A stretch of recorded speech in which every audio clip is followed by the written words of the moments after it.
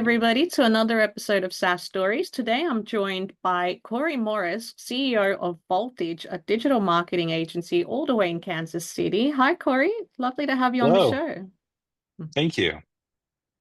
Now, my very first question to you is what inspired you to basically take over Voltage? And also, you've written a book about digital marketing. Tell me all about that. Yeah, so we don't have time to go all the way back in my backstory. No, just kidding. I'm coming up on 20 years in my career, which happens to also be it's the 20th anniversary for Voltage as an agency next year as well. Happy I didn't, anniversary. yes, thank you. I didn't found the agency, but it's not lost on me the parallels of the age of it plus my career. All here based in Kansas City, but we serve clients across North America and globally as well. And my career started kind of accidentally in the digital space. I was getting a business degree with a marketing focus and thought I wanted to work in an ad agency. And this is long before watching any Mad Men episodes or anything like that.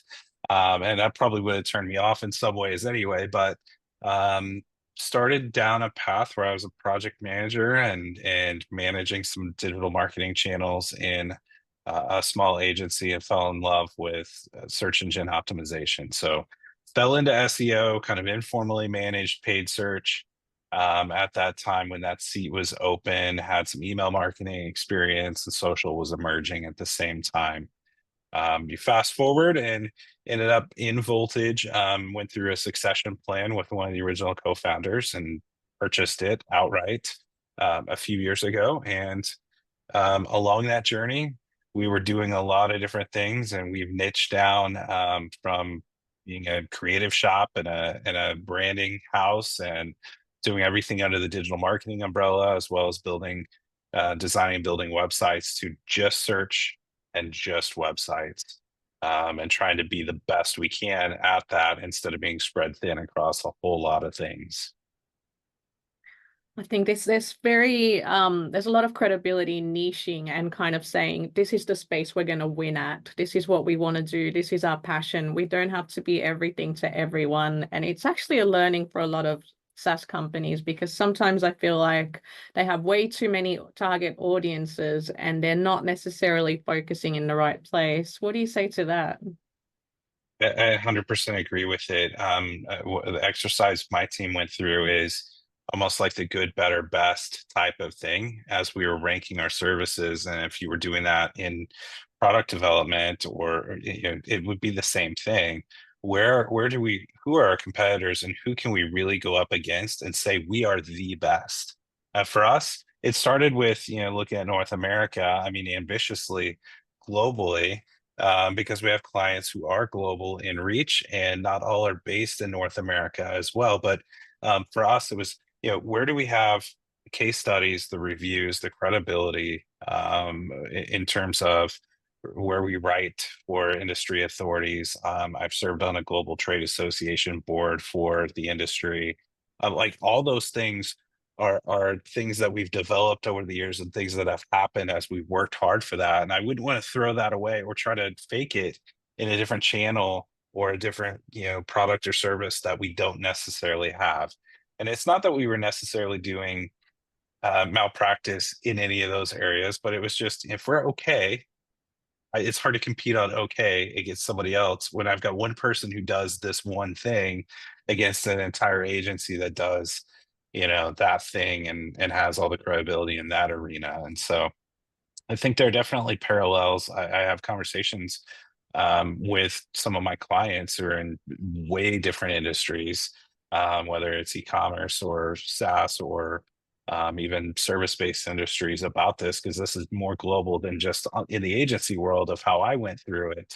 And to your point, something where you focus, expertise, and not spreading yourselves too thin in different areas are really the motivators and things that mattered for us.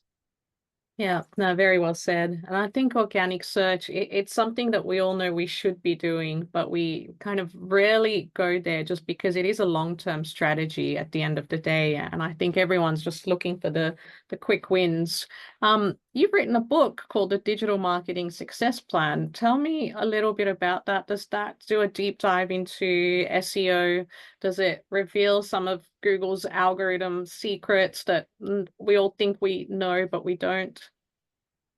Yeah, and I so taking one step back, um, you mentioned SEO and needing it. That so when I started, when we were going through that process of narrowing our focus, and SEO was a big part of it, I had some colleagues and other agency owners who were like, "Huh, that's a bold strategy." Now, right now, while AI is disrupting everything, Yeah. um, and so my response commonly was I don't care if this is the time that SEO finally dies, because those have been the clickbait headlines for the last 20 years or Yeah. more. It's always been dying. If this is actually what technically kills it off as a term and as a discipline, and we pivot toward whatever level of AI optimization or whatever, fine. Or if it adapts like it always has, no matter what the use case is and how much disruption there is out there, there will always be a brand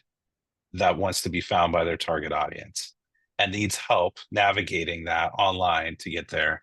My working title for the book project previously was Be Found.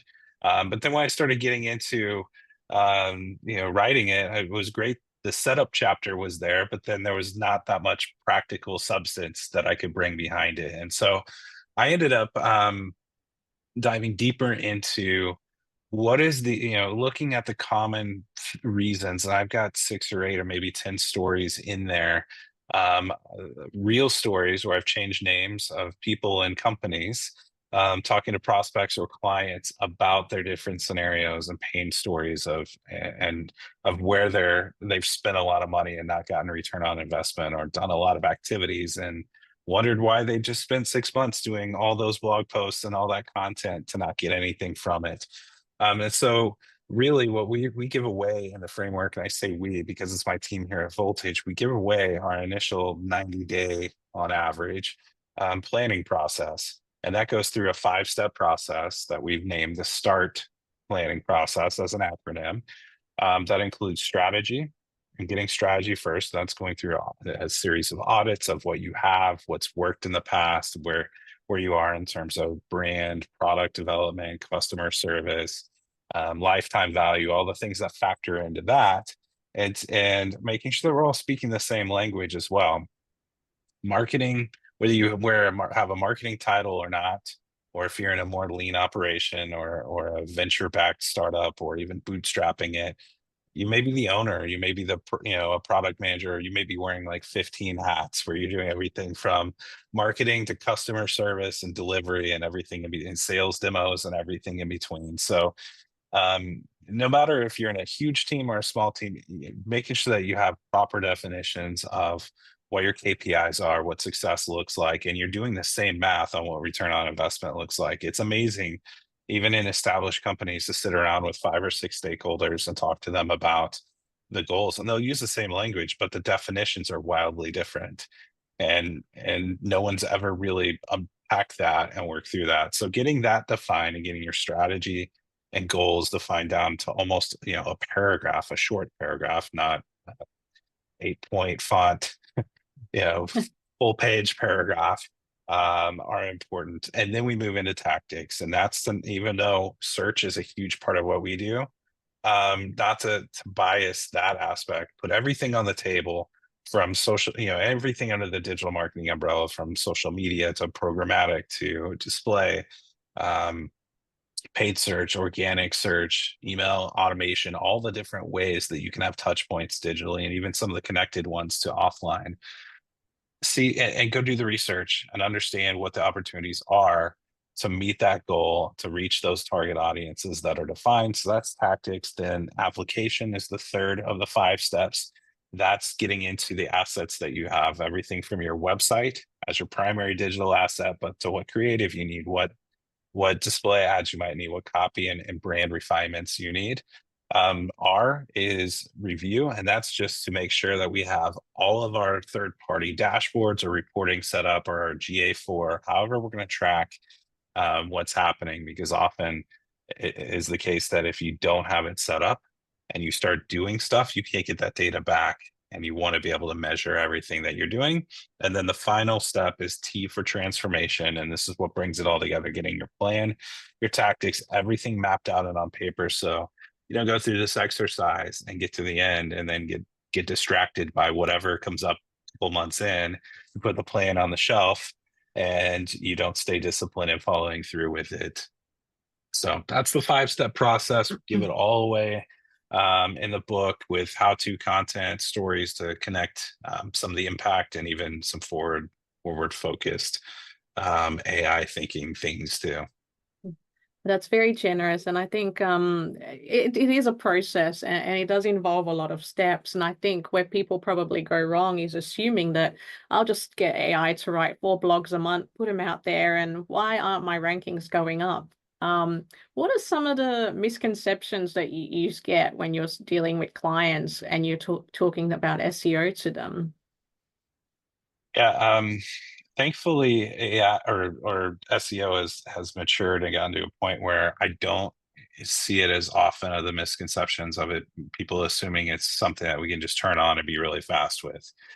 Thankfully, I battled that in the early days a lot, but now we're at a point where some of the misconceptions are that around what the level of investment is. When I was an early career SEO, I could do about 95% of the work myself. Clients didn't care as much about me tweaking some copy on their website, or uploading different images or building links to their site.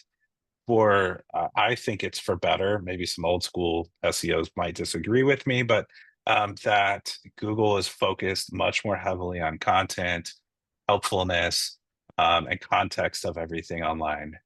I've written an article recently that SEO is not just SEO.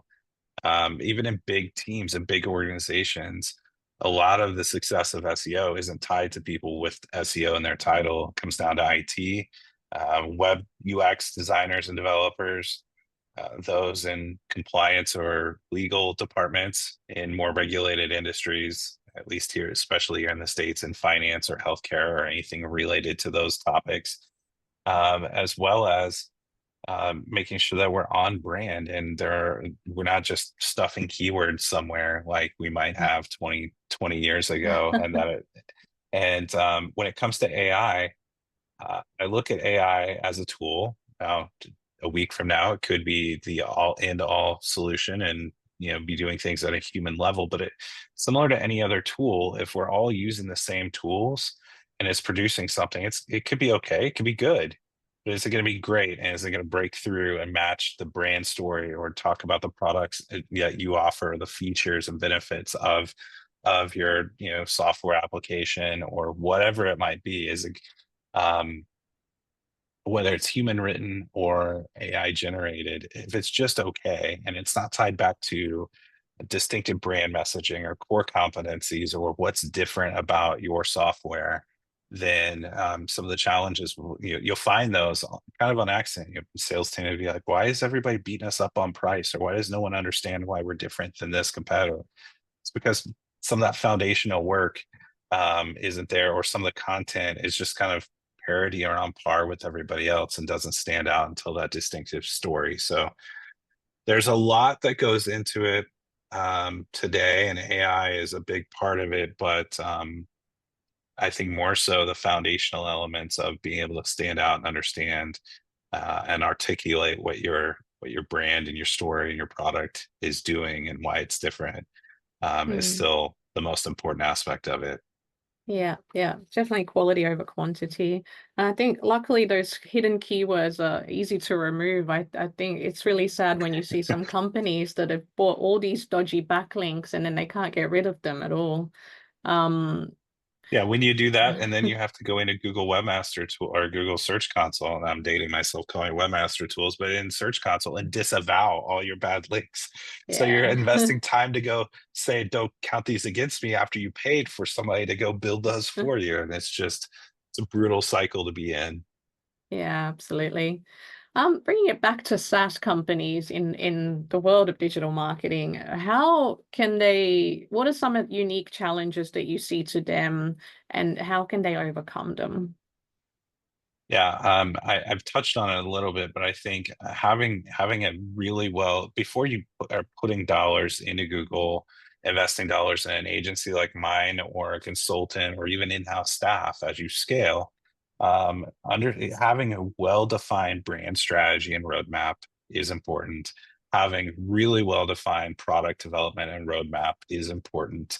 And so if you don't have the next two, three, four steps mapped out, or even what your goals are, and to know your numbers, and I understand that, if you're bootstrapping something, just getting it off the ground, that's different than being, two or three phases ahead.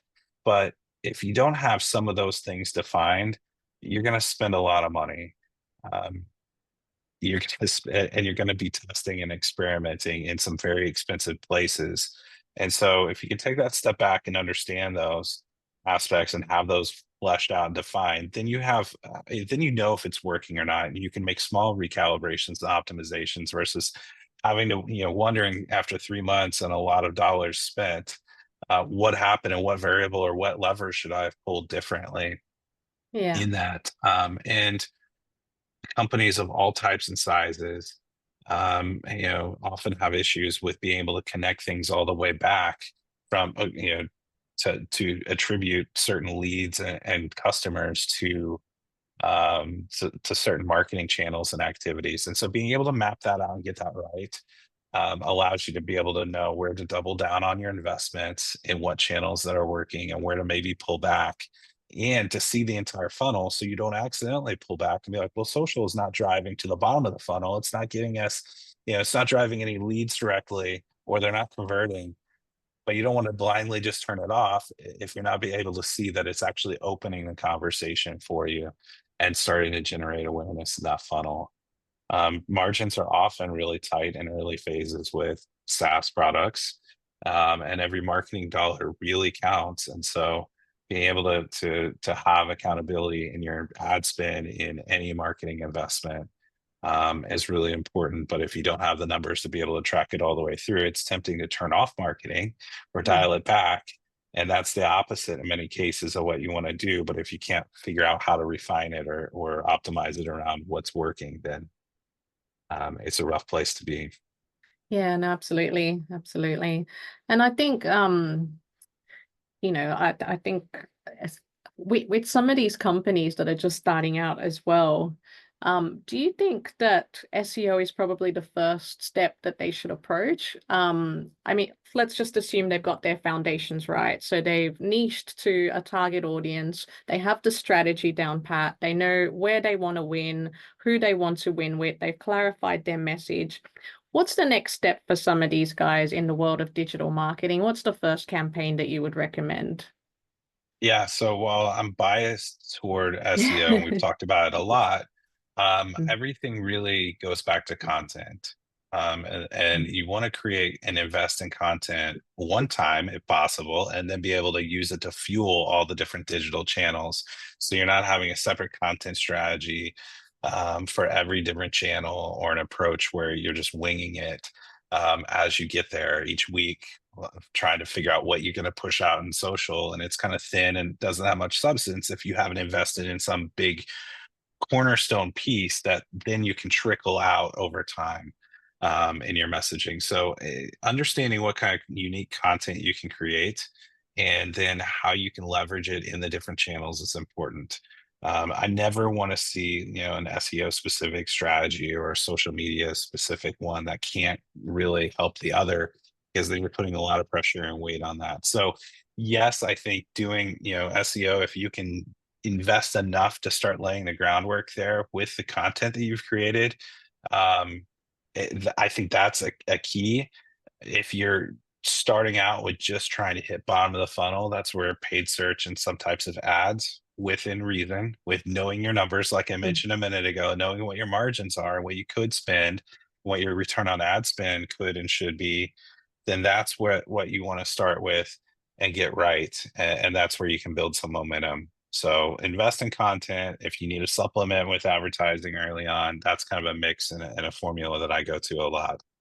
Yeah, no, I absolutely have to agree with you on that one. I think it's about out educating the market. And I think if you're the one that educates them, then you're the one that they trust and the one that they come to at the end of the day. So content is key. Absolutely. Well, and an interesting example, apologies for speaking over you there a little bit. No, go for it. Just recently, SEMrush, a tool provider for the search engine marketing community, just bought Third Door Media, which owns Search Engine Land, the top publication in the space, and the Search Marketing Expo conference series. And Right. so it was confusing to a lot of practitioners in my space of why is a SaaS company buying a media company? And when you think about it and put the connect the dots a level down, I mean, it's a very quick way, assuming they keep the swim lanes there, and independent journalism from SaaS product world, but owning content and content Yeah. opportunities. And so that's like exhibit A for me right now in examples of valuing content and helping, not selling, and being a thought leader, and having that ultimately work its way through the funnel too. Yeah, absolutely. I think good investment, that one actually. A few minutes ago, you mentioned attribution and kind of knowing where the ROI is coming from. I think we're all guilty of kind of not setting that up correctly at the very beginning. Coming back to maybe some metrics that, especially subscription-based companies should focus on. Obviously, aside from how many customers and what's our revenue, what are some early metrics they should be looking at to kind of quantify success and forecast success? Yeah, and so when it's lining out the KPIs and the different metrics, I like to work backwards from, ultimately it's lifetime value.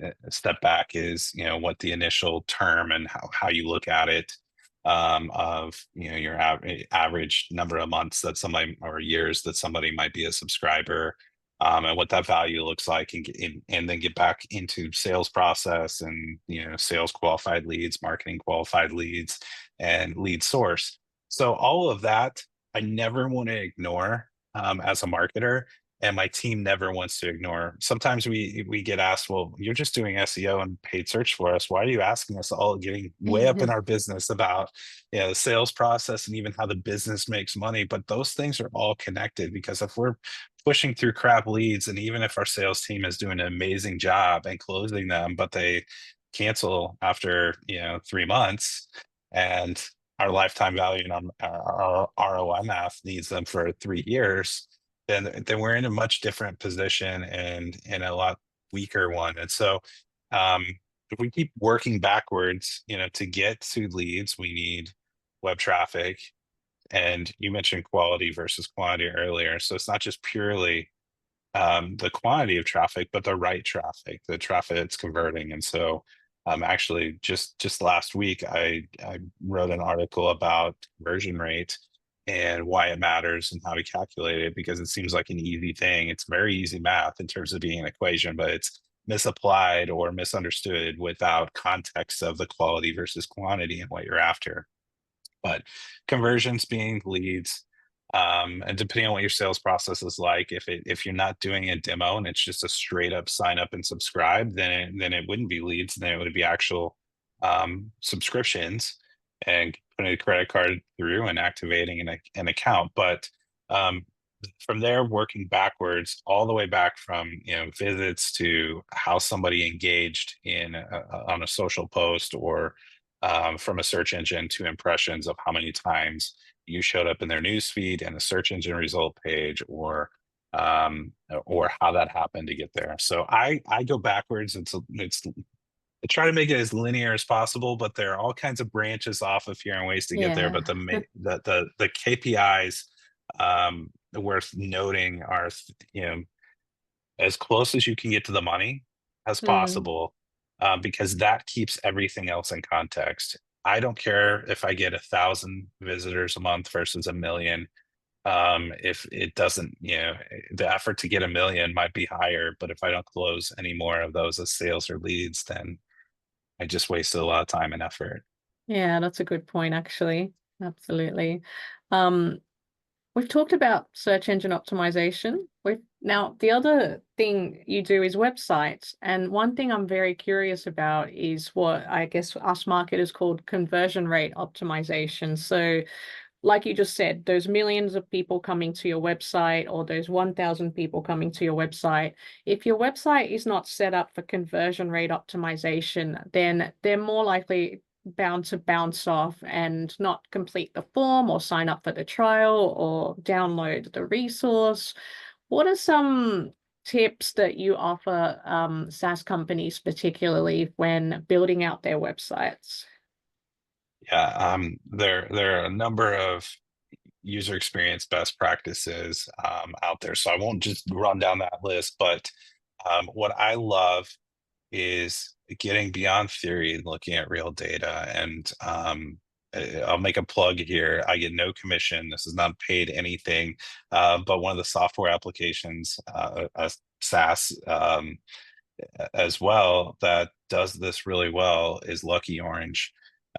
They will do everything from, be able to track recordings of users so you can go back in through and see where people got stuck, to timing and where drop off in every form field, to scroll depth and seeing where mouse clicks and hovers happen. So um, again, we can do some level of conversion rate optimization by looking at Google Analytics data and seeing where people bounce and what pages they visit or don't, and what paths they take to navigate through our site, and where they might drop off if we have a multi-page or multi-step process to sign somebody up or to get them to come through as a lead.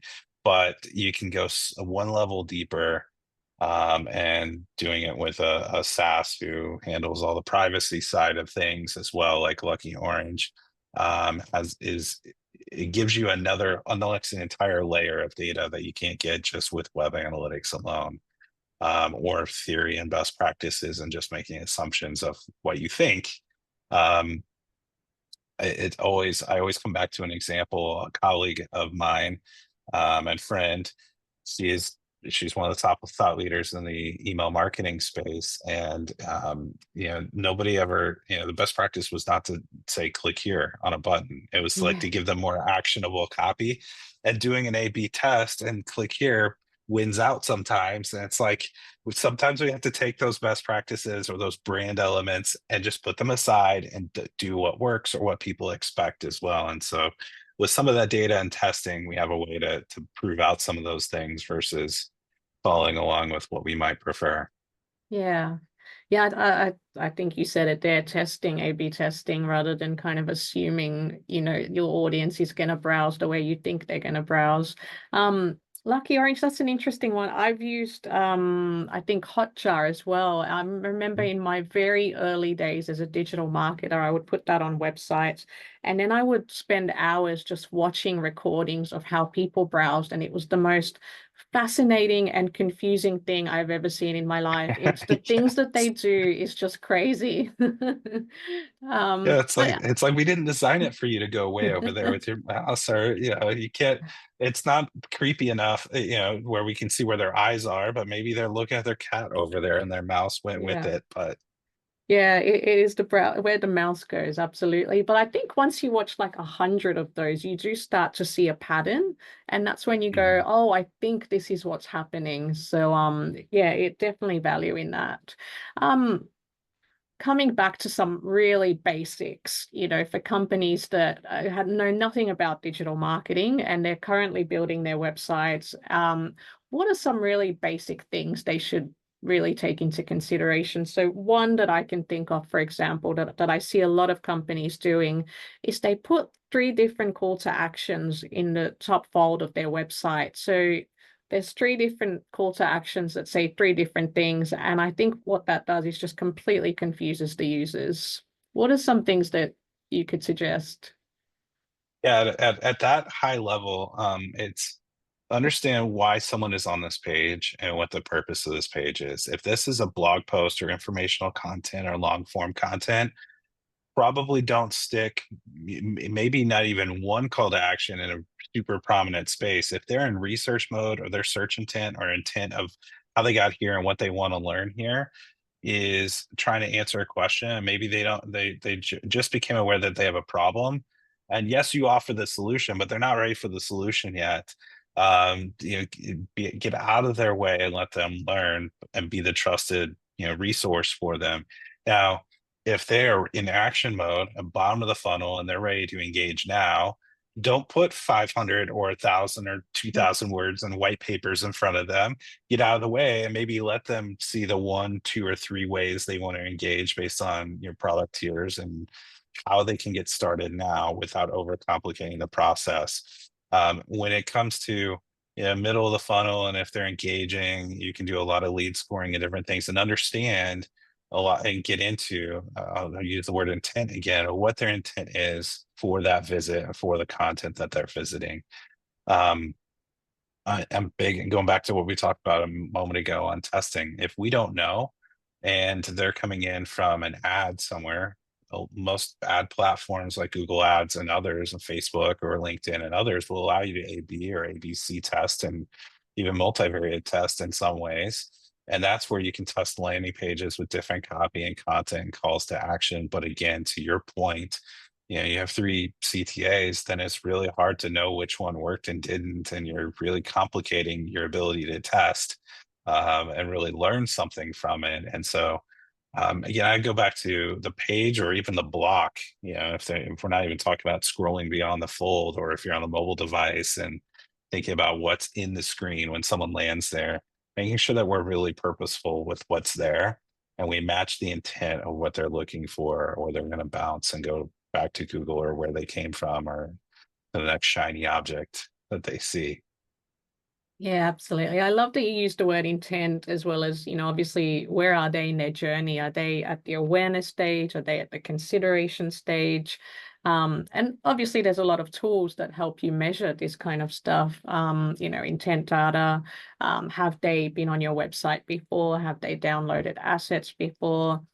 Is it easy to maybe, in the world of websites, depending on where they are in their buyer journey, give them a completely different web page to land on?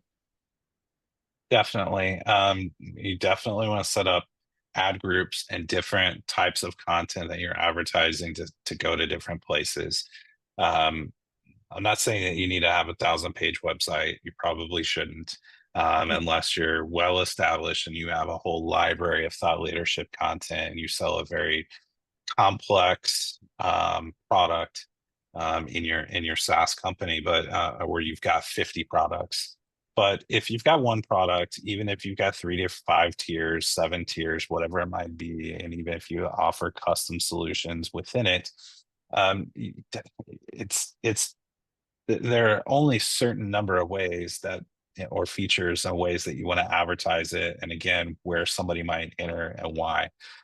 So being able to test different landing pages, I won't get into like the debates on, do you have a landing page that's super stripped down and no navigation and you don't let them do anything else while they're here. In some cases that might be fine at the bottom of the funnel. Other cases, if you didn't get intent right, you want to give them a way out, somewhere to go. I guess I won't go deeper into Hmm. that, but um, being able to test different landing pages and be on a platform where you can do that is important.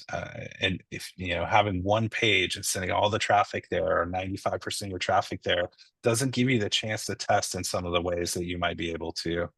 If you can spin up A, B, and C versions of landing pages that you can only get to from an ad or certain traffic, or if you are on the B2B side and doing white papers and gated content further up in the funnel to get leads and contacts into your system, then there are going to be different ways that you want to engage the user and not just make it a confusing thing for you on the back end of trying to parse out the data. Yeah. Well, definitely lots for SaaS companies to think about when structuring their digital marketing campaigns and websites. Now, we touched a little bit on AI earlier, but I wanted to get into it a little bit more. So, how do you see AI transforming the world of digital marketing, and how do you see people using it wrong in the world of SEO? Yeah, I think it's still to me, and I say this, and this was something that Bruce Clay, one of the OGs in SEO, said early when AI emerged, was that it was a tool and not, the end solution yet. I see some things that have come a long way over the past year and a half, and that can do great things.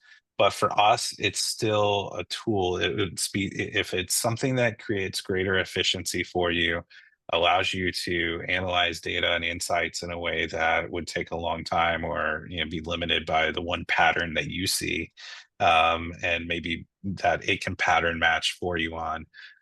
In a lot of areas, and so many SaaS companies. Let me pivot this for a second. So many SaaS companies are building AI enabled products and services. So um, within all of this, there are a lot of varying places that we see components of AI. We see it in Google search with AI overviews.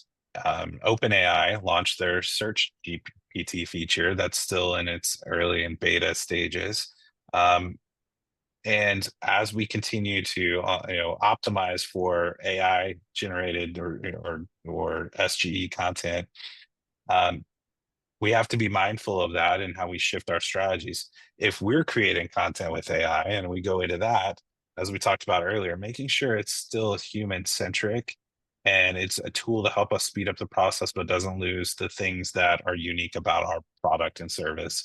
And then in other ways, in the end, will it eventually replace an employee or a staff member or a role or an agency? I have a colleague who has a suite that will do what an agency does, and I'm intrigued by it. And she's willing to show it to me as they're developing their SaaS product at an enterprise level that does everything end to end from content to deployment and whatnot. So we're getting there. Really the takeaway I have today is don't get left behind. But definitely focus on what works today, what makes you money today, and but don't get behind of where Mm, things are going. And at the same time, it's tempting to chase that shiny object and go get super distracted, and you can spend all day every day testing out the latest stuff and take your foot off the gas and stop making money with what works today. So having a healthy balance of testing and being up on the new technologies and things that are changing rapidly, while continuing to see ROI in your current efforts, is important. And sometimes often I find that many of us, if not all of us, feel like we're behind. yeah. No matter, you can spend all day, every day, and probably feel like there's still more out there you haven't explored and you're behind on. That's natural. That's a good thing because there's self-awareness there, or at least a drive. But having structured time is really important, whether it's having a task force or even just blocking your calendar for 2 hours a week, or starting somewhere Mm. to go test and feel like you can have freedom there and no guilt, and that you're not, taking your eye off the ball with what works today too.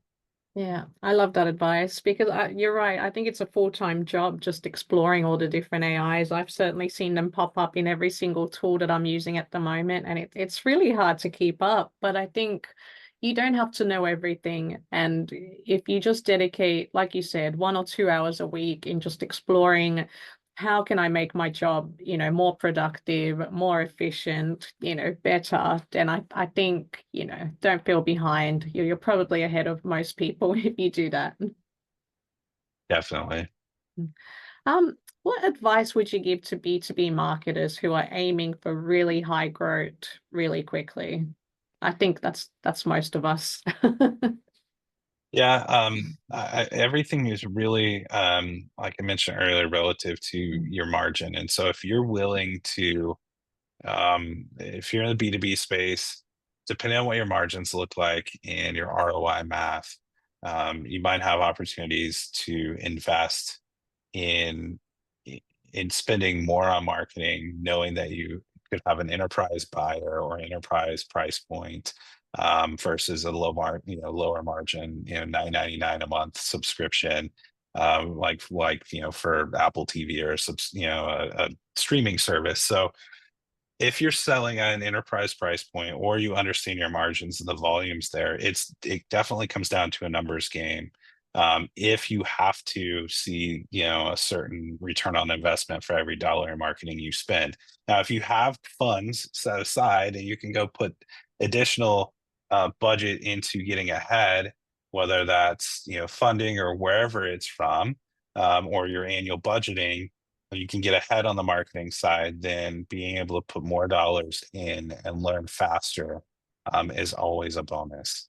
And that applies across any channels from, LinkedIn and how you boost or advertise content there, in addition to organically posting and sharing there um, to your email and CRM driven activities and lists that you're marketing to, again, within the right privacy guidelines and laws for your region, or if you're global, for all of the regions, so you're not Mm. getting legal action taken against you. But um, at the same time, that investment in content where you can put it for SEO is not going to move as fast necessarily. But if you get into areas where you're the only one answering the question, or you're in a less competitive space or a long tail space, it can serve you well, while you're rapidly pushing out different ads and testing on Google and across LinkedIn.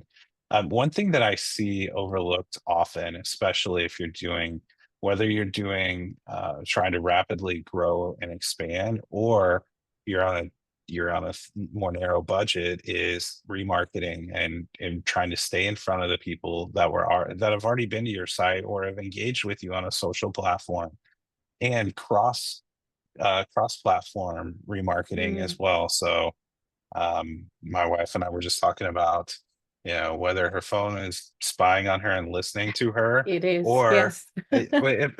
yeah, I won't get into that debate, but whether it's spying on her or not, I said, did you actually, though, go out to that website before you then came over to Facebook tonight? And is it possible that it just tagged you over there on the website? Now they're remarketing to you on Facebook. And so I think on the B2B side, a couple of my favorite tricks, and they get me all the time, are when I see a B2B SaaS company catches me in my tracks on Facebook. This used to happen more when my kids were smaller, and I'd end up Yeah. laying on the floor next to one of them at night when they're going to bed, and I'm, waiting for them, trying before I army crawl out of the room and try to be quiet, but I'm there scrolling on Facebook. And that's where it would stop my scroll, because there wasn't as much noise there when that B2B SaaS product was right there in my Facebook feed. They're the only one there compared to my LinkedIn feed that's full of them Mm. that I might be on for 3 hours during the day. I'm just not seeing anything because it's all blinding me as I go through it. So again, catching them in a moment, where you can stop the scroll or you can follow them around, and those impressions will allow you to be a lot more places and do it cheaper if you're able to remarket, retarget, and do lookalikes on a lot of different things. I love that advice, and I think you're spot on. Like, use channels that others might not be using, such as Facebook, because you're right. Most B2B companies are looking at LinkedIn, and there's a lot of noise there. So being able to catch them off guard on other channels, definitely a winner. I have heard from a number of people feeling like their phones are spying on them. To which I always respond to, well, don't you prefer to be served targeted ads that are actually relevant to you than ones that are not? Um, Personally, no issues there as a marketer. Um, Corey, my last question for you, what do you look forward to in the future? Yeah, I mentioned a little bit of it, of no matter how this thing changes with Google, and here in the United States, Google's going through antitrust hearings, and I can't anticipate whether Google gets broken up into pieces, or search GPT rises up and takes market share. Um, but I anticipate change, and that's always been the constant. When voice search came around, or years before that, when Google took away our keyword data and ways we could target, but there will always be change. Social media emerged and changed how we operate as a society and as a world, as well. And so, change is coming faster, but being able to adapt to it and embrace it as a positive, is something that I'm looking forward to. The more that it does, when it doesn't change, and we have a period of 5 years where there are very little innovations, then everything gets kind of stale. And now we're selling on price, or it's like hard to make differentiate. But if more search engines emerge and more opportunities, that's where sometimes you can get a first mover advantage, or you can go find the platform and the avenue where your target audience is, and you don't have to focus on the massive ones that where only 20. We look at the diagram where maybe only 20% of people in your target audience are in buy now mode, and then another percentage are in the yes but not now, and then the no nevers are over here. But if we can get away from having to be anywhere near them and waste any spend or focus or attention on them, and stay focused in on the people who are likely customers, then we can dial it in more. And so the more broken up things are, and the more options we have and opportunities, I Mm. see that as a positive and a better opportunity for us to go be in front of our audience, instead of trying to blast it out to the masses and know that only this percentage is right for us. Yeah, yeah. Well, I love your positive outlook, and I think one of the things that's guaranteed in life is change. So you may as well adapt and embrace it as much as possible. Thank you so much for your time today. You've certainly inspired me to go and review my SEO strategy and my website. I'm sure there's a lot of things I could be doing better. Um, just as a quick one, can you tell the audience where they can get access or a copy of your book? Because I think that would be really valuable for everyone. Yeah, it's available globally on Amazon. It's called the Digital Marketing Success Plan, and I'm humbled and honored that it hit some bestseller categories here in the States. Amazing. But if you want to find other resources that I'll be adding, or the easiest way to get to get over to Amazon to find it would be to go to the dmsp.com. Digital Marketing Success Plan is such a long domain name. So the dmsp.com, that will get you there. And like I said, you can subscribe there. I'm not selling anyone anything there aside from a copy of the book if you want it. And if you feel like even purchasing it or getting it is a challenge physically, I've got it on a Kindle and e-reader version as well. Brilliant. Thank you so much, Corey. Thank you.